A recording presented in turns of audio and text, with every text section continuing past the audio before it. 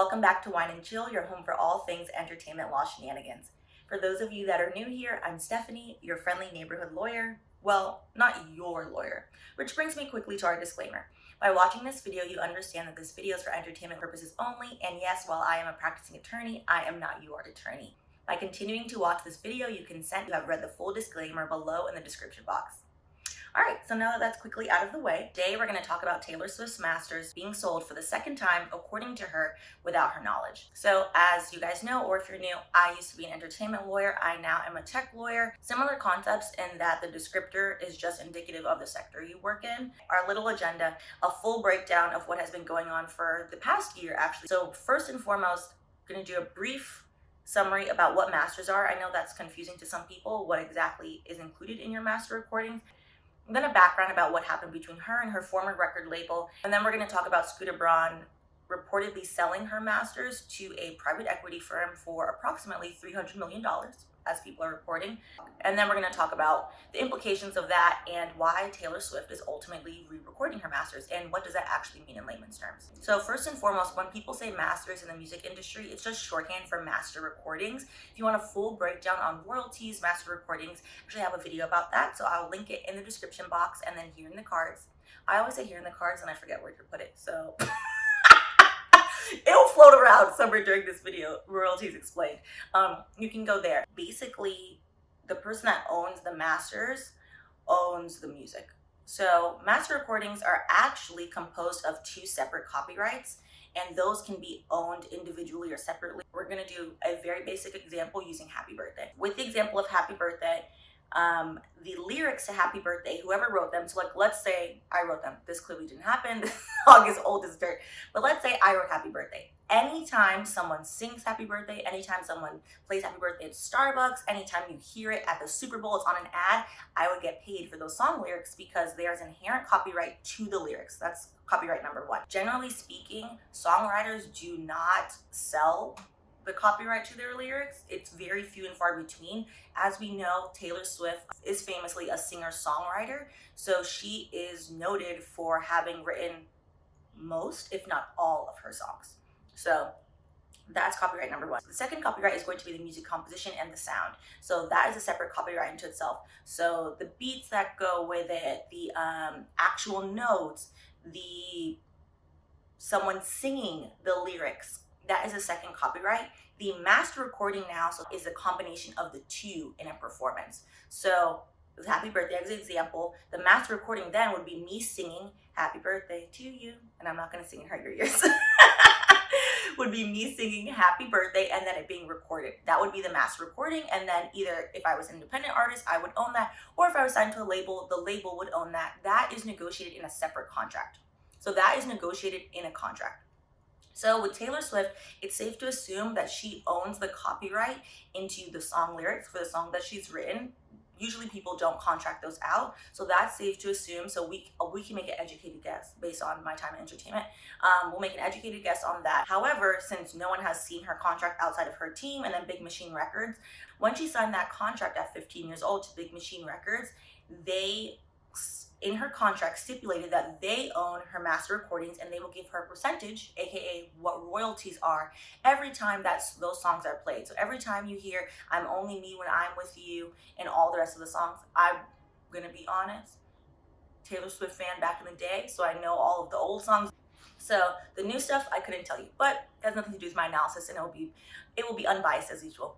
If you want a full breakdown in detail about masters and general percentages, you can watch my Kanye video. There's part 1 and part 2 where I go more into depth with that because he released all of his contract on Twitter, so actually had a frame of reference, which was good.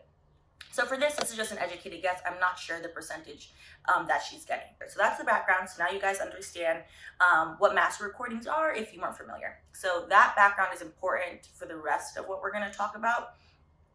So now we're just going to get into the background of her relationship with Big Machine Records. So Taylor Swift signed to Big Machine Records when she was 15 years old. Legally, she probably didn't sign those papers. Her parents probably did. That's fine. She recorded 6 albums with Big Machine Records, which I'll read off to you because I don't have them memorized.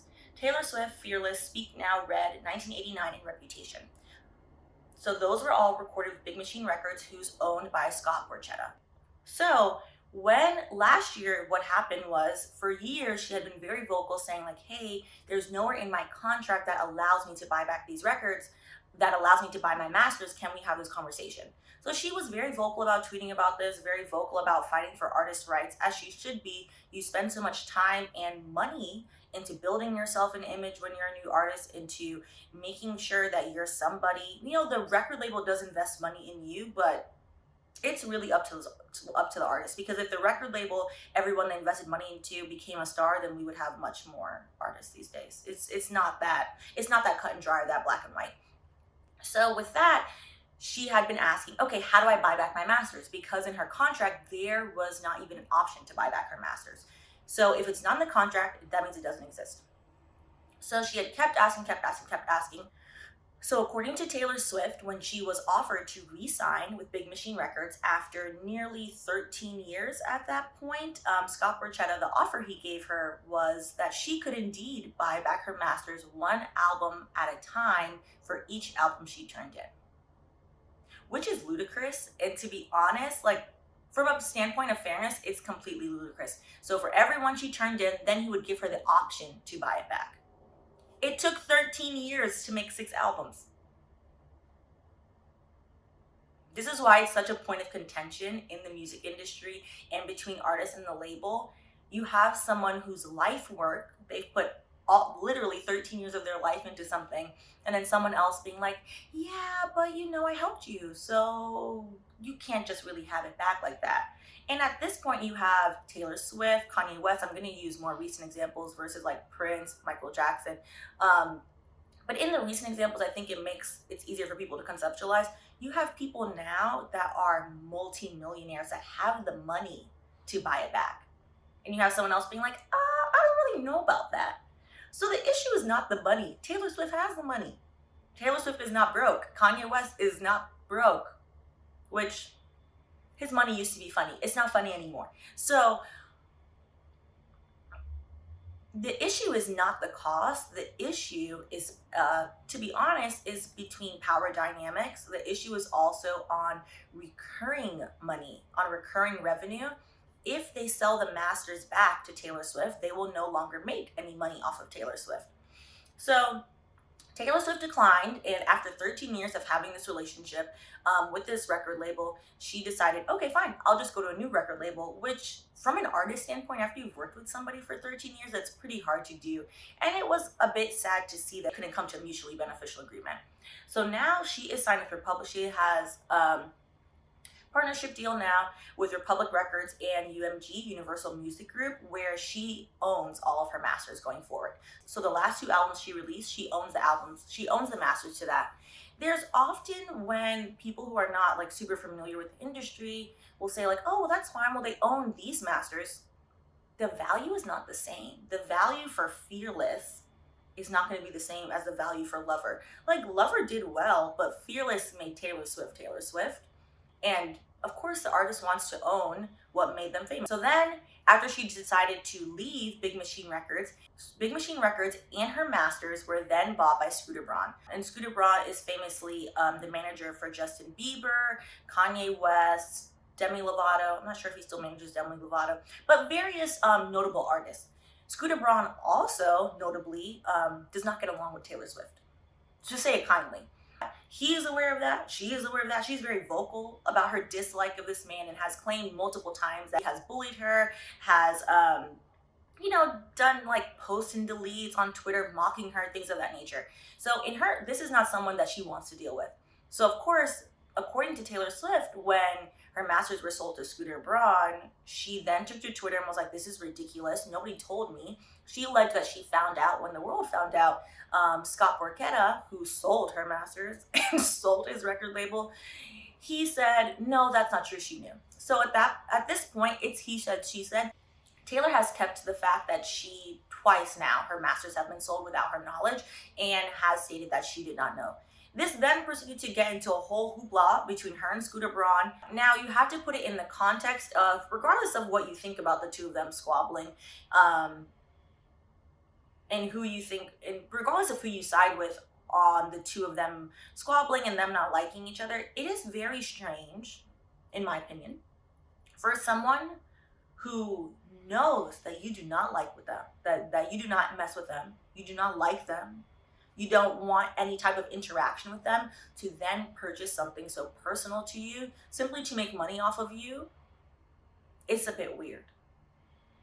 I don't know. It's a little bit like, you have to take a step back and look at why would the former record label owner that she worked with for 13 years do that? It's a bit odd. Like, there were no other buyers. Mind you, this whole time Taylor Swift is trying to buy back her masters for herself. Why couldn't you sell them to her? Which begs the question, like, why couldn't Scott Barchetta sell the masters to her? Clearly they were for sale, and as Taylor Swift has stated multiple times, she feels they weren't for sale to her. And as someone looking at it, you sold them to Scooter Braun, which means they were for sale. So why was, obviously his offer was not to make albums. No one's paying to hear him sing. It's a little bit strange the more you look at it. Scooter Braun owns her masters. This is about a year ago. So now, today's present transaction, Scooter Braun now has reportedly sold Taylor Swift's masters to a private equity firm called Shamrock Holdings, I think. Yes, Shamrock Holdings for a reported $300 million, which is wild. So, as you'll have seen on Twitter, and I'll put up on the screen, Taylor Swift posted a tweet saying this is the second time. Posted a tweet as to what's happening, and then also stated separately that this is the second time her masters have been sold without her knowledge, and stated that the PE firm reached out to her and said, hey, by the way, we bought your masters. We're super excited to be working with you. Masters are, while they are captured in a certain set of time, they're essentially a living, breathing thing, and that you can do anything with them. So you can take the masters, you can put them, you can set them to a commercial, you get paid off of that. You can take the masters, you can remix them, you'll get paid off of that. So organizations called performing rights organizations, ASCAP, BMI, and that's who actually distributes the money for this. So if you want to learn more about that, that's in my royalties video as well. It's very comprehensive, so highly suggest you guys watch that. So they reach out to her, they tell her like, hey, we bought your masters, we want to work with you. And she realizes in the term sheet, oh, well, Scooter is still getting money for this. No, I'm not working with that man. I don't like that man. I have documented multiple times, I refuse to benefit this person, and this is the end of it. Also in her tweet, you see when she tried to get into negotiation, according to her, with Scooter Braun about buying her masters from him. So somebody else bought her work, and now she's trying to negotiate with this person who bought her work. The whole thing is just wild. According to her, Scooter Braun and his team wanted her to sign this ironclad NDA, which said that she could not disparage him. I think speaking critically on people is important. If you don't like something, you should be able to voice your opinion. And she refused to sign it. So he wouldn't even show her any of the records or any of the agreement, or even let her bid on her masters without her signing the NDA, according to Taylor Swift. And according to what she's saying is that her lawyers advised her not to sign that. In my opinion, I would advise her the same thing. Once you sign your rights away to speak out against somebody, you open yourself up to all types of commotion. It's not worth it. So now she's saying, hey, I'm not working with the PE company, like with Shamrock Holdings, the new owner of her masters, because this will benefit Scooter Braun, and I'm not benefiting that man. I don't know how many times I have to say it. I don't like him. And to be honest, good for her. Regardless of how you feel about Taylor Swift as a person, as a music artist, good for her. And as a woman, good for her. So many women in the industry are forced to work with men that they do not like. Men that treat them bad. For what? Most famously, and I always bring this up because I adore Kesha, Kesha claimed that someone assaulted her, and her label continued to force her to work with this person. Can you imagine? Can you imagine you go into work and your boss grabs you on the butt and you're like, what the fuck? And you go and you tell HR like, hey, this man grabbed me on my butt, like has been harassing me. I'm done with this and I'm quitting. And they tell you, quit? No, go sit at your desk. It's fine. That should never happen. But sadly, with the Me Too movement, we've seen that happens often. And maybe not in such egregious ways, but in the music industry, in such egregious ways. And more egregious than that, to be honest. So where are we now? So Taylor Swift had announced a year ago when her masters were originally sold to Scooter Braun, hey, I'm gonna re-record my masters. So back to our original summary of how masters work. A masters is just a captured performance of the lyrics and the music. She's saying she's re-recording it, so we can go with the educated assumption that she 100% is the copyright owner for the lyrics, or has purchased them, or has purchased the copyright. Either or is happening, and she's just gonna re-record them, which she can do. And she's taking a page out of JoJo's book. JoJo also re-recorded all of her masters, as her label refused to sell her masters as well. To be honest, I think it's a great plan. If someone doesn't want to give you something that you work so hard for, and every time that they're making money off of you, why not just redo them? And why not, the practical why not is extremely expensive. It's a labor of love. This is 6 albums we're talking about, but she has the money, as she's shown multiple times, like, hey, I have the money, you just don't want to sell it to me. So she's going to re-record them. And in her letter to Shamrock, to the PE firm, which was right here, she also said, like, hey, I understand this will diminish the value of my masters, but I hope you can understand the why, essentially. So in her letter to Shamrock Holdings at the end, she basically addresses this. So she basically addresses the re-recording with Shamrock Holdings and says, I feel the need to be transparent with you. I will be going forward with my original re-recording schedule and will be embarking on that effort soon. I know this will diminish the value of my old masters, but I hope you will understand that this is my only way of regaining the sense of pride I once had when hearing songs from my first 6 albums, and also allowing my fans to listen to those albums without feelings of guilt for benefiting Scooter.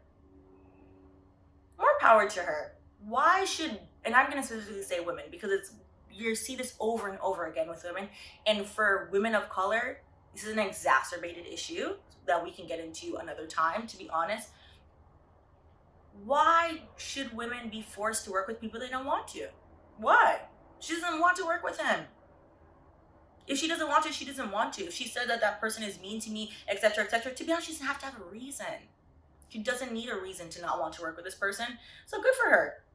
Good for her for she's going to be re-recording, and basically her re-recording the 6 albums, or however many of them that she's going to re-record, maybe she'll just do her top hits, who knows, will diminish the value of the old masters. Because if you are a radio station, so what is the radio station going to play? Are they going to play Only Me When I'm With You, the version that Scooter Braun is making money off of? Or are they going to play Only Me When I'm With You that Taylor just re-recorded? The second one. The second one. Playing the original would come a PR nightmare. So we'll see what happens in the end. It's going to take her, a hot second to do. But if they don't want to play ball with you, then you have to kind of just make your own court. And in the words of Queen Bee, the best revenge is your paper.